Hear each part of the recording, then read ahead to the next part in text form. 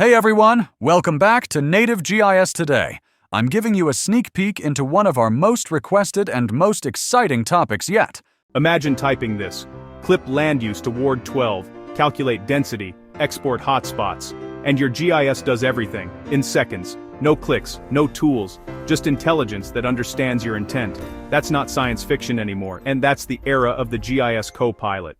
A GIS Copilot is an AI agent built on large language models that turns plain English into spatial analysis. It parses what you mean, clip, buffer, join, summarize, and automatically builds the workflow, runs it, and explains the results. Think of it as ChatGPT, but connected to your geospatial brain, ArcGIS, QGIS, or Python APIs. It starts with your prompt. Then the agent plans, choosing the right tools like ArcPy, GeoPandas, or PostGIS. It executes the process, checks the outputs for errors, and even produces a human-readable report of what happened. In other words, it thinks, acts, and explains. But copilots are just the beginning. Autonomous GIS takes it further, where agents reason and self-correct. They follow the plan, do, check, act cycle. If a spatial join fails, they'll switch projection systems. If buffer units are wrong, they adjust automatically. They diagnose, learn, and adapt,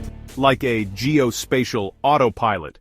Behind the scenes, it's powered by layers, an LLM that understands intent, a tooling layer connecting to GIS APIs, a validator that runs quality checks, and an orchestrator that tracks every step, retries on errors, and documents everything transparently. For analysts, this means less scripting, more insight. For cities, faster decisions. For utilities, predictive workflows that prevent problems before they happen. And for GIS as a field, it's a shift from mapmaking to decision intelligence. The future of mapping isn't just spatial, it's intelligent. Would you trust a GIS agent to run your next analysis?